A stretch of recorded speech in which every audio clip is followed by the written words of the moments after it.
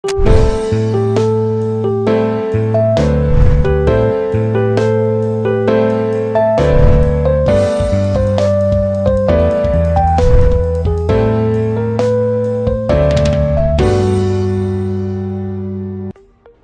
conteúdo é uma obra independente. Seus comentários e opiniões são de responsabilidade dos seus idealizadores, não refletindo pensamentos e opiniões da emissora TVI. Estamos começando mais uma edição de O Assunto É, com o ator itabunense Jackson Costa, que ganhou a projeção nacional a partir da novela Renascer e volta a Itabuna para festejar os seus 60 anos com o espetáculo Giramundo, dia 7 de abril, no Adonias Filho.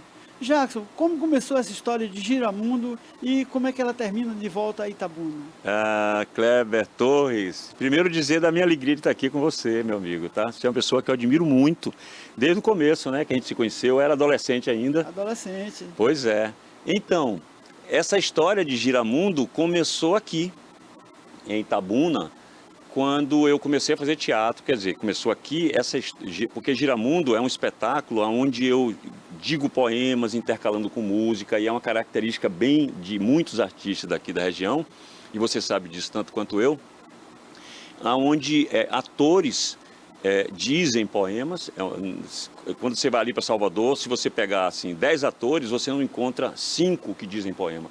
Aqui em Itabuna, na região Grapiúna, na verdade, se você pegar 10 atores, é provável que os 10 tenham poemas na manga para dizer. Poemas de poetas como Kleber Torres, né? Rui Povos, José Delmo Ramon e tantos poetas daqui.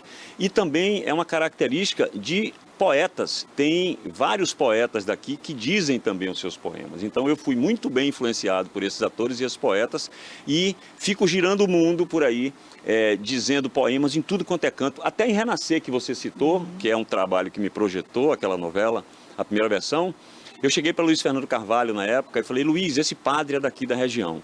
Aqui na região tem uma característica forte de atores e poetas dizerem poemas. Esse padre pode dizer um poema? Luiz Fernando falou: pode.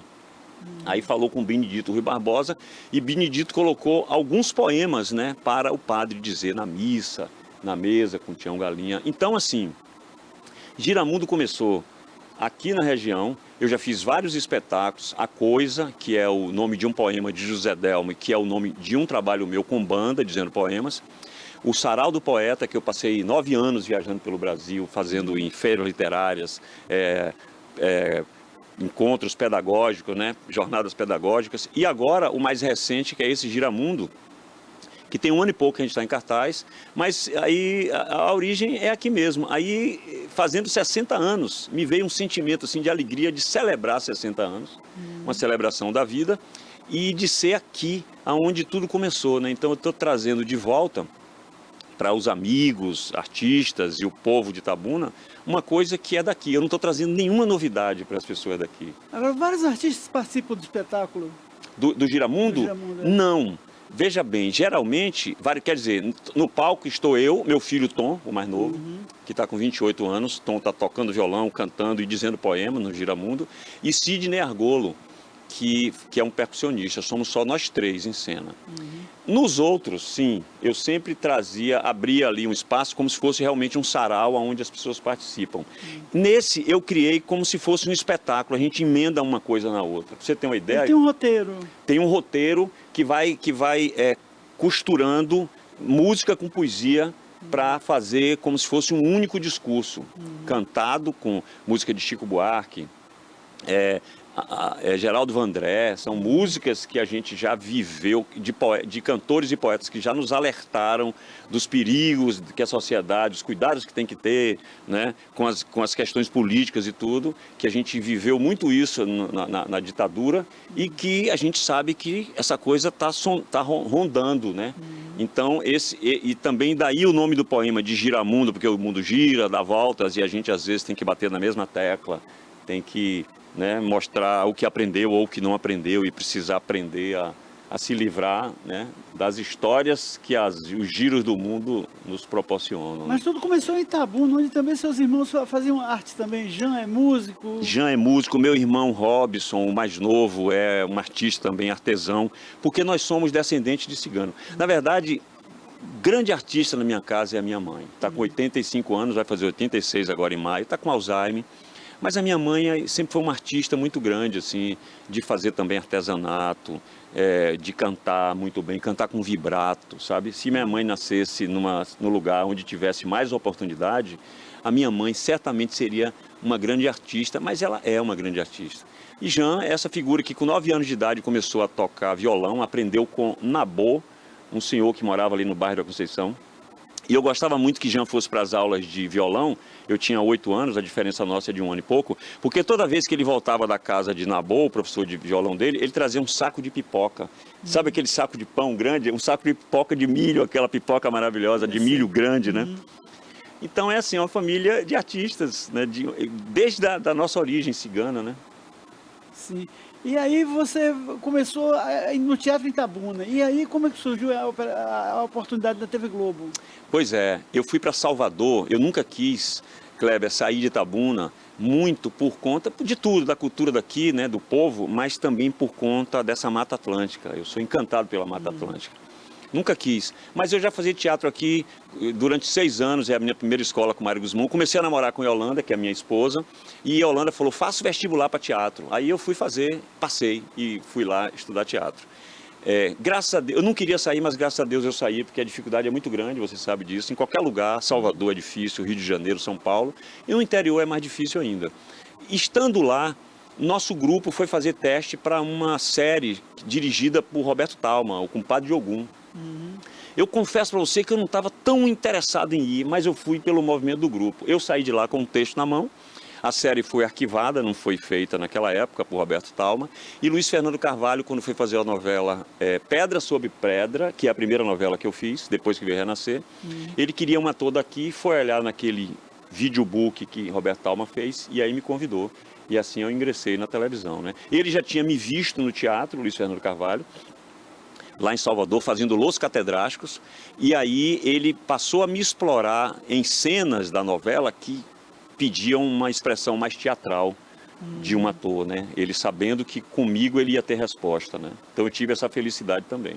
E aí você fez quantas novelas depois dessa? Eu fiz, acredito que umas 5 ou 6 novelas e algumas séries na Globo, né? A primeira foi Pedra sobre Pedra, depois eu fiz Renascer, depois eu fiz Tocaia Grande na Manchete, depois eu fiz Duas Caras de novo, já são 4, né? Depois Uma das Seis, 5, depois Gabriela, 6, 7 novelas que eu fiz, uma participação em Segundo Sol também. Agora, como é que conviver com essa máquina da Globo, uma máquina pesada, que há uma disputa de artistas querendo aquele espaço, e até como o Tarcísio Meira pedindo ao diretor, como é que é? Eu quero entrar na novela também e tal. Isso, a gente conversava aqui, né, antes de começar o programa sobre isso, porque eu sempre morei na Bahia, eu ia lá, todos os trabalhos, eu fui, fiz o trabalho e voltei, sempre voltava para cá. Minha referência sempre foi Salvador mesmo, eu sempre quis, quer dizer, a Bahia, né, aqui no sul da Bahia, e chegando em Salvador, eu sempre quis, assim, vivenciar muito essa cultura soteropolitana, onde tem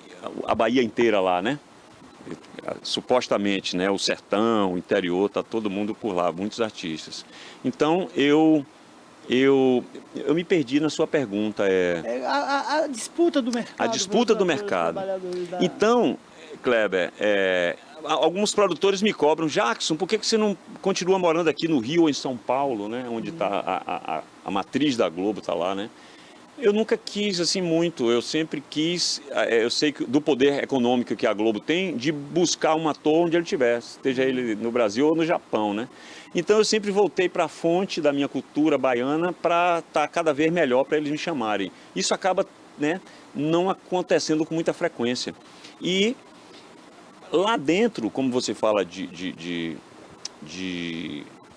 Tarcísio Meira, a cena é o seguinte, eu estava com o Luiz Fernando ali nas gravações de Renascer, antes das gravações, e a gente encontra Tarcísio Meira no corredor da Globo, e ele, Luiz, olha, eu quero fazer essa novela. Então, as pessoas têm que estar lá o tempo inteiro, mostrando a cara, mesmo os grandes... tatuagem, né? O tempo inteiro, mesmo sendo esses grandes figurões que a gente vê daqui, né? Que dirá eu que estava ali começando. Então, assim, eu Eu confesso para você que eu sou mais do meu cantinho, assim, do meu caminho, do meu ritmo, mais tranquilo. Eu não sou muito da competitividade, não. Então, eu nunca me senti muito bem naquele É o tipo ambiente. low profile, o cara mais reservado, que fica mais pelo canto. Eu sou, tanto que trazer Giramundo para aqui, para a região, é um pouco de uma necessidade minha de retornar para essa coisa daqui, da região, de me integrar mais com os artistas daqui, para que isso também possa vir a acontecer como um movimento, porque cada um de nós sozinho não tem muita força, né? É um pouco de retomar assim, o contato com a região mesmo, né? Eu sei. Que é mais sossegado. Agora você já morou também em São Paulo por trabalho? Por trabalho também. Morei assim 10 meses em São Paulo num hotel, certo? Ali próximo da Avenida Paulista, fazendo um espetáculo para o Sesc. Foi o primeiro espetáculo feito, montado, né? Proposto pelo Sesc, que foi uma leitura dos Búzios, sobre a guerra baiana, a revolta dos Búzios. E foi maravilhoso. No Sesc eu tive um tratamento que até então eu só tinha tido numa Rede Globo, que é uma emissora maravilhosa, é a Hollywood brasileira, né? Onde tem uma infraestrutura gigantesca, com um detalhe que para mim faz uma grande diferença. O Sesc, ele valoriza a pessoa pelo que a pessoa é. Não pelo status que ela tem. A gente até falava isso das mídias hoje, né? Uma pessoa tem milhões de seguidores e às vezes não tem talento nenhum e ela é chamada para fazer um trabalho ou assumir algum posto, algum lugar de alguém que deveria ter competência para aquilo, né? Então eu morei em São Paulo, fui muito bem tratado ali, como todas as pessoas eram muito bem tratadas pelo Sesc São Paulo. E é um sonho para mim de consumo assim, de qualquer você teve um artista. tratamento profissional. Profissional, assim, humanizado, né? Valorizando mesmo o que cada um é, o que cada um tem de peculiar, né? E essa peça ficou em cartaz 10 meses em Baiano? Não, 10 meses entre 4 meses de ensaio e mais alguns meses aí para inteirar 10 ou 11 de apresentação pelo Sesc capital, São Paulo, e alguns Sescs ali pelo interior, né? A gente viajando. Depois eu emendei e fui para o Rio. Quando acabou essa peça, eu fui convidado para fazer Viva o Povo Brasileiro, uma peça... Do João Baldo Ribeiro. João Baldo Ribeiro. Um espetáculo extraordinário, super oportuno nesse momento que a gente Agora, vive. como é que faz um livro de 600, 700 páginas transformar numa peça? Numa peça, dificílimo. O diretor André Paes Leme, que é um grande diretor carioca, um dos diretores que eu tenho assim a maior felicidade, né? Eu que trabalho, graças a Deus, com grandes diretores, desde aqui da região, com Mário Guzmão, José Delmo, né? Esse povo todo daqui. Ele fez a peça lá em Portugal, ele estudando. Parece que foi parte de uma tese dele, alguma coisa. Ele dividiu, parece que em 4 espetáculos, de 3 horas cada um. Então, ele resolveu resumir, caiu na real para virar um espetáculo, resumiu em uma peça só, de 3 horas, né, a que nós montamos. Mas ele tem mais ali, pelo menos 3 espetáculos de 2 horas, se ele quiser montar. É um projeto que ele pretende ainda fazer, né? E para o pobre do ator, como é que faz para decorar o texto? Pro pobre do ator mesmo, assim, Paulo Dourado fala, a tortura, a tristeza, ele brinca com essas palavras, é uma tortura, para mim, é uma tortura que eu faço porque é o meu ofício e gosto de fazer. Mas, por exemplo, essa pergunta é boa, Kleber, é o seguinte, a primeira coisa que eu memorizei como ator foi um poema negro de Augusto dos Anjos, que eu vou dizer, eu digo ele no meu espetáculo Giramundo, que é o primeiro, 24 estrofes de 4 versos cada uma. Eu memorizei numa madrugada, numa noite. Fernando Caldas me convidou para fazer. No dia seguinte eu memorizei rapidinho. Hoje em dia, para eu memorizar um poema desse, eu tenho que martelar muito a cabeça, a memória, martelar, o pensamento preso naquilo. É doloroso às vezes é angustiante, mas eu vou e consigo porque é o meu brinquedo, é o meu prazer. Claro que tem atores e atrizes que têm mais facilidade de memorizar. O Augusto dos Anjos tem aquele poema dele do pai morto diante do cadáver, tal, apodrecido do pai, pobre meu pai e tal. É um poema bem lúgubre e triste também. É como quase tudo dele, né? A realidade dele. Eu fico pensando que Augusto dos Anjos É assim, de onde tira aquilo, aquela substância ali, aquela poesia, né? É de alguma vivência, né? Talvez até ancestral, eu não sei como é que é isso, né? E ele sabia alguma coisa de química também, que ele Também, botava ali também nos exatamente, textos e tal. uns textos, uns termos técnicos, né? Quem me apresentou Augusto dos Anjos foi Fernando Caldas. E na época eu comecei a memorizar o monólogo de uma sombra, mas eu não é maior do que o outro que eu memorizei, que é o Poema Negro, que é um poema fantástico, que ele usa muitos termos assim da química, né? E é um poeta único, né? Extraordinário, né? Agora esse negócio da sombra, que tem um trabalho sobre a sombra, eu vi Andante e Sua Sombra, Nietzsche, né? Sim. Tem um livro sobre o cara andando com a sombra dele, conversando, o diálogo. Aí no fim o sol se põe e a sombra morre. Olha só, que maravilha. E fica o indivíduo do ser humano e a sombra é o alter ego do cara também. Quer dizer, o cara brigando com ele mesmo, discutindo com ele mesmo. É um trabalho diabólico também. É um trabalho. Então, e o Giramundo, na verdade, essa característica que eu tenho, que é daqui da região, é essa busca mesmo, é esse embate assim com a sombra, né? Assim, é através dos poetas, você é um deles, que eu busco me compreender enquanto pessoa, compreender a existência, compreender o ser humano, compreender por que o mundo está como está agora, né? Então, assim, o meu filho Cauê, o mais velho, Cauê é poeta. Cauê tem um grau assim poético que eu quero ser poeta um dia, Kleber, mas eu tenho consciência que poeta é um grau de existência e evolução. Não é assim, eu vou ali na escola, vou estudar e ser poeta. Eu estou caminhando, eu que acredito em encarnação, eu acredito que numa encarnação, que eu não sei se é na próxima ou uma, 2 ou 3 na frente, eu posso vir poeta porque eu estou nessa busca, entendeu? Certo. Eu estou nesse embate aí. É uma disputa, né? É uma disputa, E para esse ano, além desse projeto, o Giramundo, você pretende levar para onde agora? Então, Depois de Itabuna. a gente tem feito em feiras literárias e jornadas pedagógicas e outros lugares assim que chamam a gente, mas solicitam muita gente para as feiras. E é uma coisa fantástica que tem acontecido na Bahia.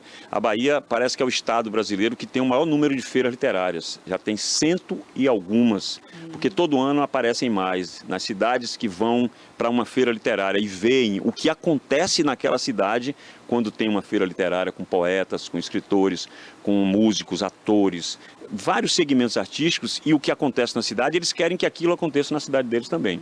Então, Giramundo nasceu a convite da Feira Literária de Itapetinga, para a gente fazer lá, sem nunca ele ter existido. Aí eu fiz estreamos lá e temos feito em várias outras. Aí a gente vai fazer aqui agora, estamos fazendo em Itabuna, para o meu aniversário, e eu já tenho um convite para fazer em Salvador, também pela celebração dos meus 60 anos. E a ideia é que a gente, com esse nome, Giramundo, né? Giramundo, que a gente gire o máximo de lugares possíveis, né? E televisão, quais são os projetos de televisão? Eu não sei, assim, Kleber, eu tenho um tempo que eu não faço televisão, até por ficar em Salvador, eu tenho feito mais cinema e teatro. Quando me convidarem, se é uma coisa boa, eu quero participar. Eu tenho saudade, porque são linguagens, né? Teatro, televisão e cinema. Um ator que é de teatro, ele é capaz de fazer tudo. Às vezes o contrário disso não, né? A Glória Pires mesmo deu depoimento sobre isso, que ela é uma das maiores atrizes de televisão, nasceu na televisão, e ela foi para o teatro e não conseguiu se expressar bem. Ela mesma diz isso. Quando é um ator nascido no teatro, ele pode fazer tudo. Ele tem mais flexibilidade, talvez. Porque ele tá Exatamente. com o público, e até mais desinibido. E essa flexibilidade dele, ele é um instrumento que o diretor, que é o regente, vai colocar ele mais ou menos, ou grita mais ou grita menos, ou é mais contido, né? É o que vai caber melhor em cada linguagem. E tanto no teatro, quanto na televisão, quanto no cinema, tem a possibilidade como se fosse um brinquedo, né? Para o ator se expressar naquele brinquedo em características diferentes e que se completam as 3, mas que cada uma tem a sua peculiaridade que seduz, né, o ator. Agora, nesses 30 anos de experiência que você tem nessa área de televisão e tudo, e de teatro, o que é que mudou? Essa tecnologia nova mudou o que no trabalho de vocês? O que é que mudou, né? A internet mudou o quê? O ator já se apropriou da internet também? Não, sabia? Não, você vê que tem surgido muito na internet o stand-up, não é? Mas eu penso que os atores, as pessoas de teatro, ainda não estão sabendo explorar essa ferramenta poderosíssima que são as redes sociais, né? Uma coisinha ou outra ali, assim. A própria televisão tem perdido muito espaço para as redes sociais.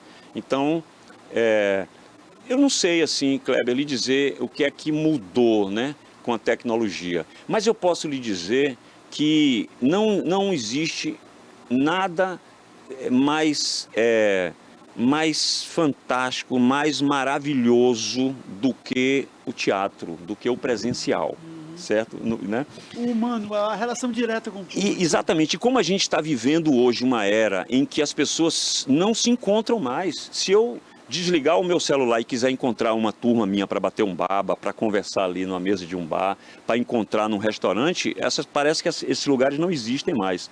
Então, por mais fantástico que seja a televisão, porque é fantástica na teledramaturgia, o cinema é inconteste, o teatro, para mim, é a maior tecnologia. Ela é antes, ela é agora e ela está lá na frente, porque o ser humano está chegando na beira do precipício.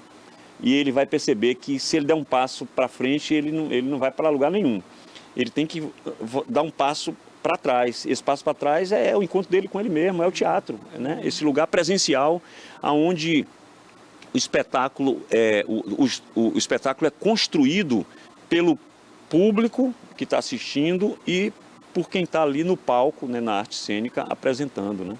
Há uma troca de experiência entre o público e o... Total, essa troca, assim, o que é o teatro, né? Digamos que você é o artista que está apresentando e eu sou o público. O teatro é uma coisa que acontece aqui entre nós dois, que depende de mim e de você.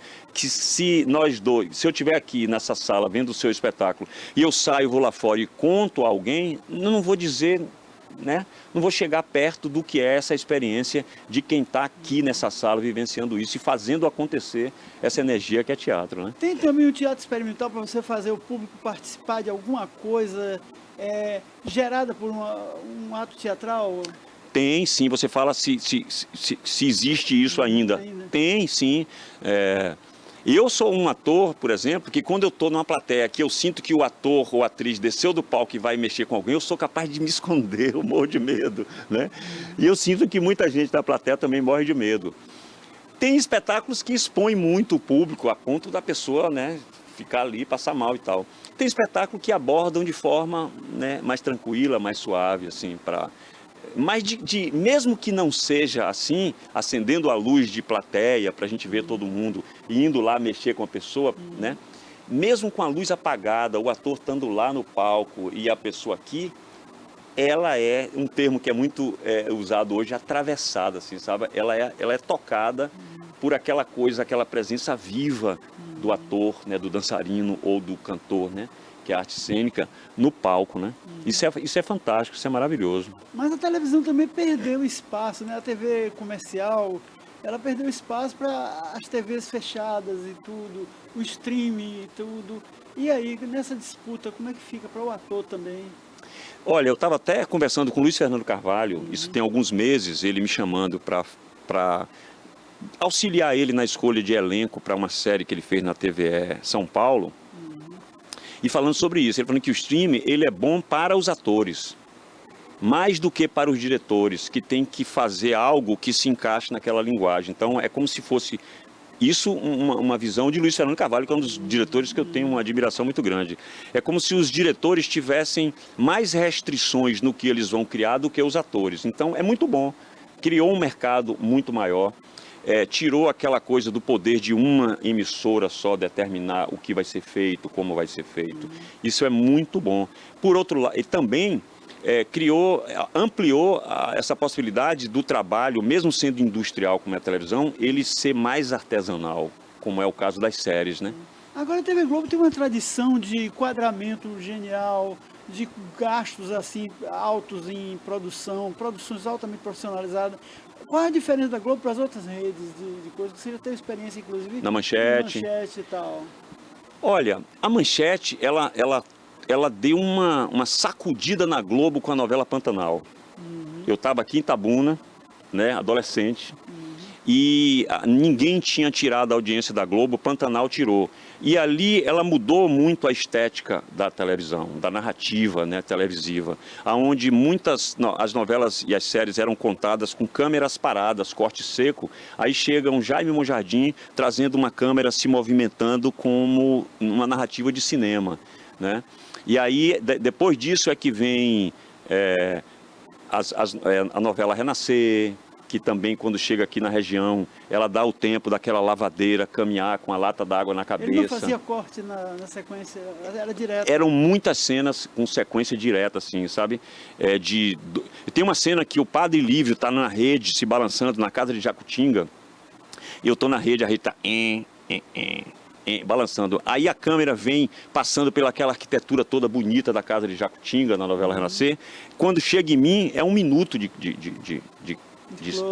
não, um minuto de narrativa de câmera, até chegar no padre que está tendo um sonho, e aí ele acorda atordoado desse sonho, sabe? Até a cena realmente acontecer. E eu lembro que teve uma reportagem com Antônio Fagundes, isso tem uns 3 anos por aí, que ele sente saudade das cenas longas de Renascer, e ele cita uma cena minha e dele, uma cena do Padre Lívio com o Coronel Inocêncio, onde a gente conversava durante muito tempo. Eram cenas de 4, 5, 6 páginas. Então, com o advento das redes sociais e o TikTok, as cenas hoje são muito mais curtas, né? O TikTok é cena de 1 minuto e pouco. Já é o longa, né, do TikTok, é 1 minuto, né? Então... E há espaço para o ator também trabalhar no TikTok, nessa linguagem? Há espaço. É preciso saber como lidar com isso, como você passar uma ideia com profundidade em 1 minuto. É possível? É. Nós tivemos, assim, a Bahia também, né, principalmente, já teve um destaque muito grande nas propagandas de televisão, né? Eu lembro de uma propaganda da Ernesto, onde tinha um garoto de fundo de garrafão, né? Ernesto, meu rapaz. É o Ernesto, meu rapaz. Aquela propaganda é um filme, é uma propaganda linda. Aí ele tá ali, aí vem uma menina loira linda, o cabelo todo encaracolado assim, meio sarará, uma figura linda. Ou é ele que é sarará, eu não lembro. Aí ele tem um olhar, tem uma coisa toda, tem uma historinha que é criada em 1 minuto, talvez um pouquinho mais, 1 minuto e meio, que as propagandas naquela época eram longas, né? Então é possível. É um desafio para nós atores, é um desafio bom, mas que a gente ainda não chegou, né? Agora o teatro está perdendo público? Olha, a gente tem falado muito sobre isso. Até com a questão também da pandemia, juntando com essa coisa toda de a pessoa assiste um filme de cinema no celular, né? Às vezes não vai nem mais para a sala do cinema. Eu acredito, Kleber, que perdeu e está recuperando de novo. E eu vejo também como ciclos. O teatro é muito velho, o teatro sempre será muito novo, né, em termos de... Sempre será uma novidade para quem vai num teatro assistir. Torna todos nós muito vivos ali na sala. E eu sinto que também, depois da pandemia que as pessoas se isolaram, muita gente passou a querer voltar para o teatro exatamente para viver essa experiência presencial, né? O Ari Fontoura, que é um ator de mais de 90 anos, né? Ele fez uma experiência também na pandemia, que ele começou a fazer uns lives e tal. Maravilhosos, E aí se projetou e ganhou milhares de seguidores. Então, você trouxe um exemplo aí de alguém que já consegue fazer, né? Usar esse tempo que é muito rápido, né? Que antigamente, para a gente fazer uma filmagem, tinha que ter uma câmera, era coisa difícil, profissional. Hoje com o celular tem qualidade de som e de imagem que, né, poucas câmeras, né, antigamente tinham, né? Era difícil conseguir, né? Então é mais fácil. Então, hoje em dia... E uma câmera daquela é 150 mil, caríssima. Bom é 15 mil. Aí o cara tem uma ferramenta que, às vezes eu estou com o meu celular aqui, aí me pedem uma coisa para passar na televisão, até quando eu fazia o Aprovado lá em Salvador, na TV Bahia, e eu gravava no meu celular e isso era colocado ali na televisão. Não tem muita diferença de imagem, né, de qualidade de imagem nem de som. Bem, Jackson, nosso tempo é limitado, infelizmente. Que mensagem você tem para o público itabunense e para o seu projeto de 2026? Que mensagem eu tenho, né, para o público itabunense? É difícil, viu, Kleber, dizer assim. Mas eu posso falar dentro desse... espetáculo... Mas assim, dentro do que nós conversamos, né? Convidar as pessoas para assistirem, né? Dia 7, hoje, o Giramundo às 19h30 no teatro, no Centro Cultural Adonias Filho, mas dizer isso assim, dentro do que nós conversamos aqui, se a gente consegue um dia desligar a televisão de noite e ir assistir um teatro de um artista daqui, né, da região, pode ser de Guararema, pode ser de Camaquã, de Itajuípe, daqui de Ilhéus, de Itabuna, a gente vai fazer um grande serviço, em primeiro lugar, para cada um de nós mesmo, que consegue sair, e em segundo lugar, para que a gente possa movimentar mais a nossa cena local de artistas da região, que são muitos artistas muito criativos, né? Muito obrigado. Boa semana. Obrigado a você, Cleber.